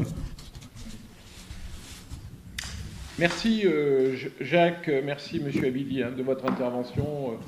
J'espère que vous restez avec nous si vous avez des questions à poser. Bien, merci Claude. Bonjour à tout le monde. Alors effectivement, moi je vais plutôt être un témoin d'un vécu journalier depuis 25 ans dans une ruralité, hyper-ruralité, dont j'ai pas entendu d'ailleurs le terme ce matin, l'hyper-ruralité. Alors, j'ai pas du tout la même problématique que vous, parce que ce matin, en venant ici, je me suis pas posé la question de la grève du train. Il n'y a pas de train entre Anglade-Salaire et l'IADT. Mais ceci est important, c'est effectivement sous forme d'une boutade, mais la mobilité des territoires ruraux et hyper ruraux notamment est hyper importante. Et bien que j'en reparlerai tout à l'heure un petit peu, je tiens à saluer quand même le travail réalisé par René Souchon et les départements de l'ex-région Auvergne ces dernières années, puisque un gros effort a été fait sur tout ce qui est numérique et future économie de ce type-là sur cette région. Et bien que ça soit pas encore tout à fait opérationnel, tout ce travail de fond est remarquable. Alors, c'est vrai que moi, je vis dans un territoire qui est un territoire un peu éloigné, sans être très éloigné, 130 km environ, où effectivement, il faut quand même 1h30 pour y aller en voiture, et dans lequel je me retrouve sur le nord-ouest Cantal, pour ceux qui connaissent, donc arrondissement de Mauriac, dans un territoire où, en perte de vitesse économique, certes, démographique, certes.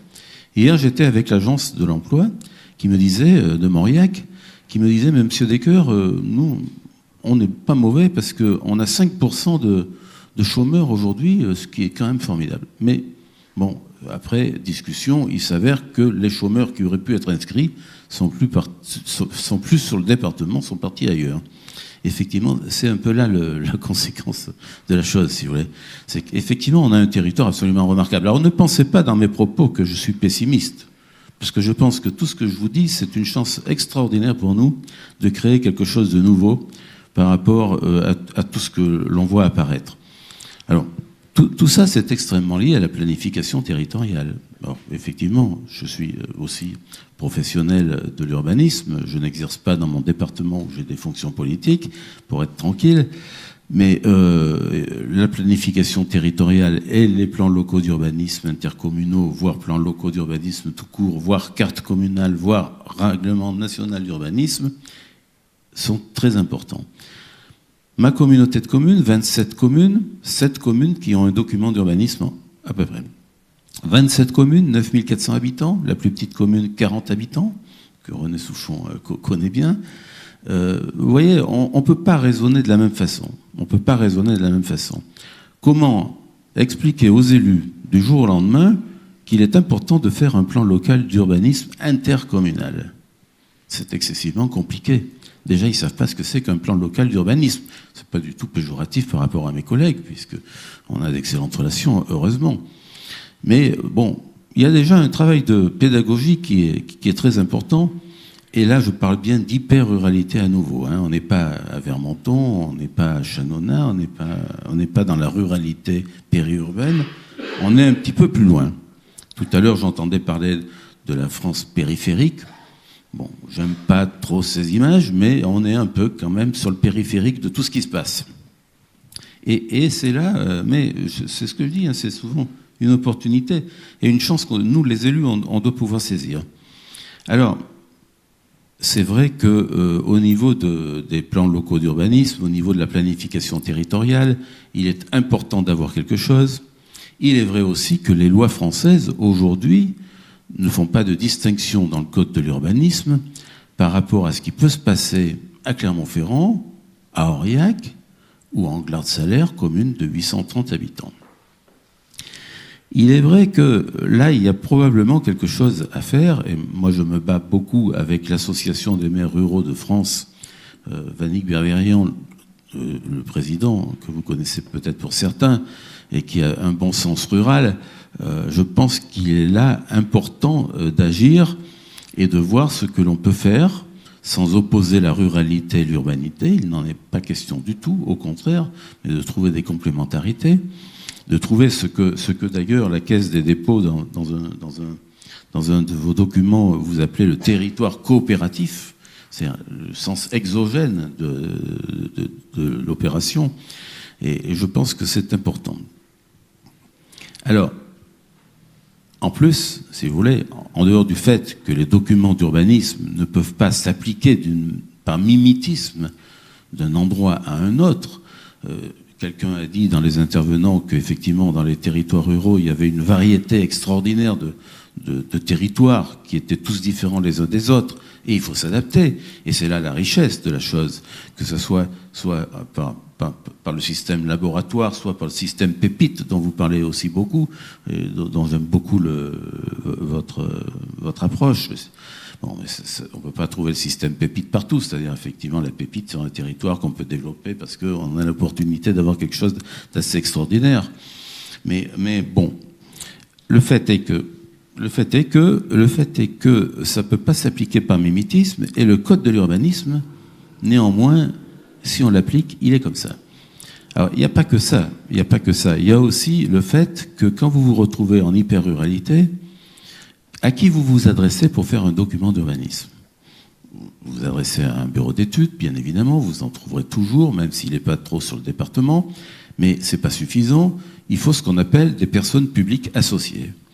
Les personnes publiques associées, donc, il y en a beaucoup, mais il y a aussi la direction départementale des territoires, notamment dans la planification, et il y a chez nous la Chambre d'agriculture qui a une voix très importante, puisque vous avez tous entendu parler du fait qu'il faut économiser les terres agricoles et qu'il ne faut plus consommer de terres agricoles.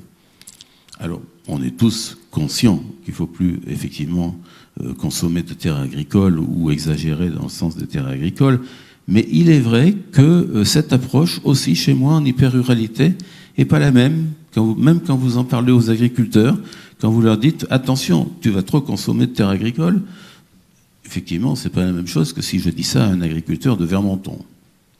On n'a pas du tout la même approche. Alors, en ce qui concerne ces personnes publiques associées, il faut savoir que sur l'arrondissement de Mauriac, on a encore une sous-préfecture, jusqu'à quand, je ne sais pas, mais on n'a plus de service. Après, c'est Aurillac. Donc, on n'a pas d'éléments de proximité. On n'a pas de référent de planification de proximité. Et il est super important aujourd'hui d'être aidé par le service planification pour pouvoir réaliser ce type de document. Alors, qu'est-ce qui se passe? Il se passe qu'il reste encore une ou deux personnes. Effectivement, je ne parle pas forcément du Cantal, hein, c'est général et c'est national. Ces personnes-là, en fait, n'interviennent plus. Alors là, je vais me faire des ennemis, certainement, n'interviennent plus en rôle de conseil, mais en rôle de censeur par rapport aux élus. Et ça, je pense qu'il y a un problème. Il y a un problème que l'État devrait effectivement revoir, c'est-à-dire comment former des personnes qui seraient proches des élus pour franchement les aider et les conseiller d'une manière pragmatique et, je dirais, entre guillemets, intelligente, et non pas leur dire ce que vous le faites mal. Et c'est ce qu'on vit. C'est ce qu'on vit aujourd'hui sur le territoire. Nous les hyper-ruraux, notamment, voire les ruraux. Alors, je ne parle pas des urbains. Les urbains, ils ont déjà des structures dans leur communauté de communes, etc. et tout. Donc c'est un autre problème. C'est très différent. Nous, à la communauté de communes du Grand Pays de Salaire, on n'aura jamais les moyens d'avoir un service d'urbanisme qui nous permettra de gérer et de nous aider à faire ce type de document. Donc, c'est le pouvoir centralisateur qui, quelque part, moi, je vois avec un scepticisme important, puisque c'est celui-ci qui nous apporte des lacunes, en fait. Et là, je pense qu'on fait une erreur. On fait une erreur parce que la centralisation, on l'a vécu autrefois, on a vécu aussi la décentralisation. Et nous, en hyper-ruralité, la décentralisation, ça avait quand même certains atouts positifs. Et on va maintenant un petit peu dans l'autre sens. Alors, attention, hein, je suis critique, effectivement, mais je ne veux pas non plus... Il en est de même aussi, d'ailleurs, pour certaines chambres consulaires. Parce que les chambres consulaires, effectivement, qui défendent le monde agricole notamment, ce qui est très très bien en soi, et ce sont des gens très compétents, mais souvent le discours peut être différent entre la chambre consulaire et l'agriculteur d'ailleurs aussi. Et là, je crois qu'il faut bien le souligner. Et je crois que la chambre consulaire qui intervient sur les documents d'urbanisme en disant à l'élu attention, vous consommez trop de terres agricoles. Enfin, chez moi, hein, je reviens à la terre agricole. Effectivement, moi, j'ai 50 agriculteurs, 5000 vaches sur ma commune, 5000 hectares. Donc, il est bien normal que je parle un peu de vaches. Je crois qu'il y a aussi une adaptation. Il y a une adaptation locale, régionale. À chaque fois, le paysage est différent et il faut savoir s'adapter. Et les chambres consulaires doivent pouvoir s'adapter, certainement. Mais pour l'instant, je pense que ce domaine-là n'a pas été perçu de cette manière-là, et à la manière du service planification, qui est, malheureusement, bon, il y a aussi en termes d'effectifs, et ils ne sont pas très nombreux, donc ils font ce qu'ils peuvent, mais service planification qui devient aujourd'hui censeur, eh bien les chambres consulaires deviennent censeurs aussi. Vous vous rendez compte? Alors que ce sont leurs propres adhérents qui habitent le territoire. Je pense que là, il y a quand même un souci majeur. Il y a un souci majeur en termes de planification. Alors, l'établissement des plans locaux d'urbanisme intercommunaux, bien sûr que je pense qu'il faut qu'on en arrive là, mais d'une manière intelligente. Vous avez compris qu'il y a un tas de facteurs qu'il faudrait remettre sur la table et voir comment on peut les agencer. Dans notre secteur, nous, on a hésité on a voté la minorité de blocage. La minorité de blocage fait que sur notre communauté de communes, eh bien, effectivement, on n'a pas souhaité voir des plans locaux d'urbanisme intercommunaux s'installer. Par contre, on a pensé qu'il serait peut-être intéressant de faire un SCOT, avec notamment quelqu'un que certains d'entre vous connaissent, Marc Maisonneuve, qui est président de la communauté de communes de Sumène-Artens. Et on a pris aussi la communauté de communes de Mauriac et la communauté de communes d'Orion-Est-Montagne, pour ceux qui connaissent. Donc moi, c'est la communauté de communes du Grand Pays de Salaire. On est en train de monter un SCOT. Et je pense que l'opération SCOT est une opération intéressante. Parce que, bon, d'abord, ça permet aux élus d'appréhender le territoire d'une manière plus large. Pour les élus qui n'ont jamais eu de document d'urbanisme, ils s'aperçoivent qu'il y a des compétences sur le territoire, notamment chez nous touristiques. Nous, on va quand même du château de Val à Salaire, le plus beau village de France, en passant par le Puy-Marie, etc. Donc on est dans un territoire où, pour le coup, la richesse touristique et économique est très importante. Donc le SCOT a l'avantage, pour l'instant, parce qu'on vient de le démarrer, a l'avantage de faire prendre connaissance aux élus de la richesse de leur territoire. Et peut-être que tout doucement, ça sera un moyen pédagogique de redescendre à un document planificateur plus local. Mais je me méfie beaucoup du plan local d'urbanisme intercommunal géré exclusivement par l'intercommunalité. Parce que l'élu, tout doucement, perd de sa compétence et perd de la connaissance de son territoire communal. Or, avant tout, un maire doit bien connaître son territoire communal. Aujourd'hui, les transferts de compétences font que le transfert de la compétence donc urbanisme vers les communautés de communes, le transfert de la compétence assainissement vers la communauté de communes, le transfert de la compétence économique vers la communauté de communes, etc., fait que les élus, les 36 000 maires, il y en a beaucoup moins parce qu'il y a eu des regroupements de communes, mais ça c'est peut-être bien aussi, ont perdu beaucoup de compétences. On nous a laissé le PAX. On nous a pas laissé, on nous l'a donné. On l'avait pas. C'est une boutade pour montrer à quel point on en est, quoi, en fait. Donc, vous voyez, en fait, ce à quoi il faut bien penser, c'est que les documents de planification, notamment intercommunaux, s'ils sont bien réfléchis, ça va bien. Ou autrement, il faut faire très attention par rapport aux compétences communes. Alors après, il faut savoir si on veut des communes ou pas des communes. Moi, je pense que la commune, je suis un ardent défenseur des communes, parce que je pense que c'est la commune qui est la plus proche du citoyen. Et pour être proche du citoyen, il faut quand même qu'on lui apporte quelque chose, il faut qu'il reste quelques compétences quand même. Et il faut vraiment croire en son territoire. Et je pense que les maires... tous, autant les uns que les autres, s'ils sont maires ruraux, notamment dans des hyper-ruralités, c'est qu'ils aiment leur pays et c'est que, ma foi, les citoyens peuvent les trouver et ils peuvent rendre service aux citoyens. Alors, je ne sais pas si je déborde un peu du sujet. C'est très intéressant, donc on t'accorde encore quelques minutes. Alors, je vais vous citer, pour terminer, donc, une citation d'Éric Orsena, qui avait fait un rapport récent sur les bibliothèques dans le monde rural, mais qui s'adapte dans le monde rural, donc dans les espaces ruraux, et qui s'adapte très très bien, en fait, à l'urbanisme. Alors, voilà la citation d'Éric Orsena. Voilà une leçon fondamentale pour les Parisiens que nous sommes et pour l'État que nous représentons dans cette mission. Nous le dirons jamais assez, chaque territoire est riche des réseaux et des institutions qu'il recèle. Ces réseaux sont fragiles, ils doivent être accompagnés, aidés, orientés, parfois, mais on a cette maladie chez nous, toujours menaçante, la maladie du jacobinisme. J'arrêterai là-dessus. Merci pour cette conclusion. J'en tire, je constate en tout cas qu'il y a un certain paradoxe, c'est-à-dire qu'aujourd'hui, les PLU, les cartes communales, demain les PLUI, sont soumis à un encadrement national par le Code de l'urbanisme de plus en plus contraignant, et en même temps, les services de l'État sont absents dans le devoir de conseil. C'est-à-dire que le Code encadre, mais les services ne sont plus là pour conseiller, ils sont simplement les censeurs. Et effectivement, moi j'ai aussi l'occasion de le constater. Question du rôle des organismes consulaires, des chambres d'agriculture. Elles se comportent aujourd'hui comme un censeur, une forme de contrôle de légalité ou de respect de la règle, plutôt que comme un rôle de conseil, non ?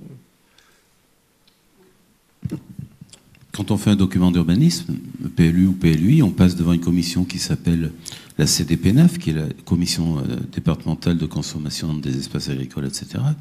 Et donc la Chambre d'agriculture, effectivement, donne son avis là-dessus.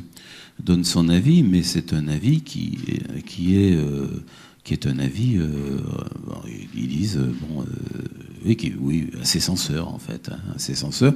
Moi, le reproche que je peux faire, c'est pas qu'ils aient un avis censeur, c'est bien un peu normal aussi, mais le reproche que je peux faire, c'est que lorsque l'on fait lorsque l'on établit ce type de document et lorsqu'on fait des réunions avec les élus et les chambres consulaires, eh bien, leur intervention lors de ces réunions devrait être beaucoup plus franche et radicale qu'elles ne le sont, parce qu'on a réellement leur avis qu'à la fin, même s'ils viennent aux réunions. Bon, là, je suis très critique. Oui, et deuxième idée que je retiens de ton intervention, c'est que finalement, est-ce qu'on n'est pas allé trop vite en termes de plans locaux d'urbanisme intercommunaux, parce qu'effectivement, lorsqu'on fait un PLUI, on fait une norme, alors que dans le SCOT, on ne définit que des orientations, même si celles-ci sont de plus en plus précises. Et je pense que sur le plan de la pédagogie, il vaut mieux effectivement commencer par un SCOT avant de passer à un PLUI. Parce que je pense même qu'en certaines petites communes rurales, il vaudrait mieux faire une simple carte communale, même plutôt qu'un PLU. Peut-être. Est-ce que la salle a des questions à poser, soit à nos amis de Nantes, soit à François Becker ? Alors, oui. Lucie Renaud, Institut CDC pour la recherche. Oui. Je voulais poser une question sur le rôle des consulaires, parce qu'effectivement, vous dites qu'ils ont de plus en plus un rôle de censeur. Et est-ce que c'est pas lié aussi au mouvement de restructuration qui les occupe, puisqu'ils ils ont des restrictions budgétaires très drastiques et ils sont amenés à fusionner et à se régionaliser, en fait. Donc ça peut aussi avoir un effet, j'imagine, sur leur rôle de proximité et de conseil. Oui, bien sûr. Oui, mais il en est de même d'ailleurs pour les services de planification de l'État. Hein. Je vous rejoins totalement. Là. Tout est lié et accentué par ce phénomène. Bonjour, Claire Planchat. Je suis consultante dans un cabinet d'études qui travaille sur la concertation dans les territoires ruraux et je suis chercheur associé à l'UMR Territoire. J'avais une question pour François. En fait, je provoque un petit peu aussi la situation. Je me posais la question et je travaille moi-même sur des PLUI pas loin de la vallée de Saint-Amarin, sur la vallée de Masevaux notamment. Et la question qu'on trouve, c'est Est-ce que dans les modèles de développement de l'urbanisme, on parlait de revitalisation des bourgs, par exemple, des centres-bourgs, on se retrouve souvent dans une théorie ou une idéologie de l'urbanisme rural où on va continuer à étendre le bourg, d'où consommer de l'espace agricole. Et alors que la plupart des travaux innovants sur l'architecture, l'urbanisme rural sont très peu, voire rarement mis en avant, certes du fait d'un manque de conseils peut-être des services de l'État, des CAE ou d'autres organismes qui peuvent apporter une lecture de ces innovations en termes d'aménagement, mais souvent on a quand même ce modèle traditionnel qui est encore émergent dans les territoires ruraux notamment, qu'on se développe parce qu'on va accueillir des nouveaux lotissements, des nouvelles habitations, des nouveaux pôles économiques, au détriment bien malheureusement de ces villages qui souvent perdent en qualité aussi architecturale et urbanistique. Merci. Je vous remercie Claire de votre intervention parce qu'elle est hyper importante en fait. Effectivement, mais aujourd'hui, j'ai pas eu le temps de tout développer, mais aujourd'hui, il y a des cercles de réflexion, notamment par le biais de l'EPF SMAF, qui fait que je suis vice-président régional de l'EPF SMAF. On a donc mis en œuvre la possibilité de faire des études en cœur de village ou en cœur de bourg pour voir effectivement ce phénomène et voir comment on pouvait aider au développement de ceci. Le phénomène de l'extension pavillonnaire à partir des années 70 jusqu'à aujourd'hui, on en est tous conscients et il faut arrêter ça. Mais il faut aussi pouvoir aider les élus parce que leur dire uniquement vous faites mal, il faut aller dans le centre, c'est pas suffisant. Il faut quand même leur donner quelques moyens. Et je pense que là, l'EPF, l'établissement public foncier, est un organisme qu'il faut absolument contacter quand vous avez de ce type de municipalité. Et ils vous rendront de gros services. Pas d'autres questions, mais nous voilà déjà dans le bilan d'expérience locale. C'est l'objet de la table ronde qui suivra la pause café, auquel je vous invite à participer dans la salle du fond. Merci pour votre attention.